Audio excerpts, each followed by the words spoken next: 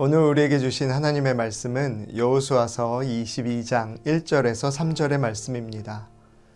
그때의 여호수아가 르우벤 사람과 갓 사람과 므낫세 반지파를 불러서 그들에게 이르되 여호와의 종 모세가 너희에게 명령한 것을 너희가 다 지키며 또 내가 너희에게 명령한 모든 일을 너희가 내 말을 순종하여 오늘까지 날이 오래도록 너희가 너희 형제를 떠나지 아니하고 오직 너희의 하나님 여호와께서 명령하신 그 책임을 지키도다. 아멘. 오늘 본문인 여호수아 22장은 총 24장으로 이루어진 여호수아서의 마지막 부분입니다. 특별히 22장에서 24장, 이 세 장에서는 가나안 땅 정복 이후 기업 분배 등 여호수아의 말년의 사역이 기록되어 있습니다.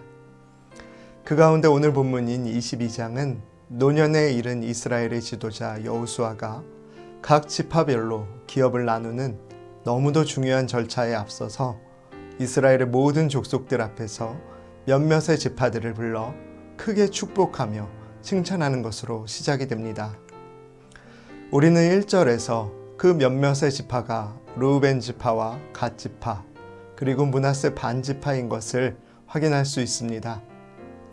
그런데 왜 이 지파들이 이스라엘의 모든 지파들 앞에서 크게 높임을 받았고 또 왜 여호수아는 영토를 분배하고 나누기 전인 중요한 시점에 그들을 불러 크게 칭찬하여야 했을까요? 오늘 우리는 그 이유에 대해서 나눠볼 것입니다. 르우벤, 갓, 므낫세 반지파가 온 민족 앞에서 큰 축복과 칭찬을 받은 이유는 그들이 나라와 민족을 위해 하나님이 세우신 언약을 신실하게 지켰기 때문입니다.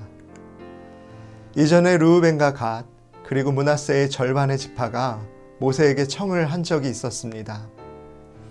당시 심히 많은 가축을 가지고 있던 이들 지파는 요단 동편에 이 땅을 자신들의 기업으로 미리 분배받아 자신들의 처, 자식들을 미리 이곳에 머물게 할 수 없겠느냐는 부탁을 드렸었습니다. 처음에 모세는 그들의 이런 부탁에 분노했습니다. 다른 동족을 돌아보지 않고 자신들의 지파의 이익만을 돌보는 이기적인 처사에 분노했던 것입니다. 그런데 모세는 그들의 이러한 요구에 무리한 요구에 조건을 걸었습니다.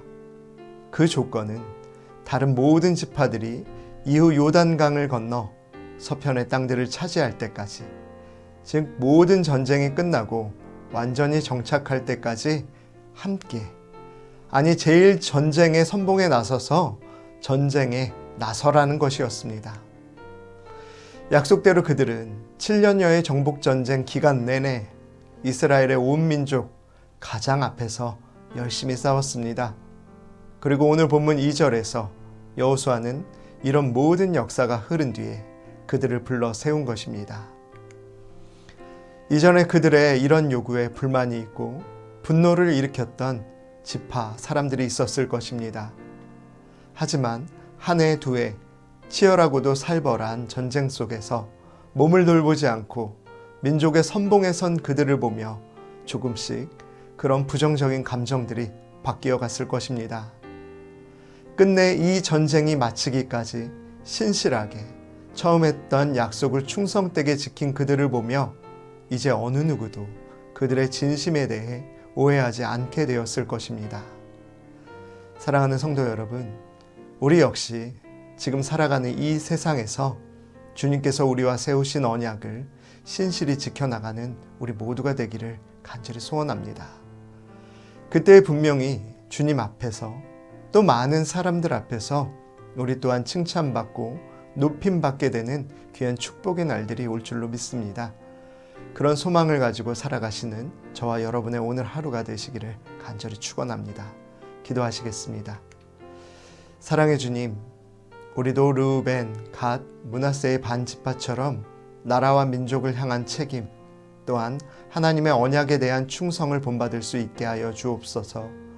우리도 그들처럼 이 세상 속에서 그렇게 충성되게 살아낸 후 언젠가 이 영적 전쟁이 마쳐지는 날 주님 앞에서 또 우리의 선한 믿음의 동역자들 앞에서 높임받고 칭찬받는 그런 감격스러운 날을 보게 하옵소서.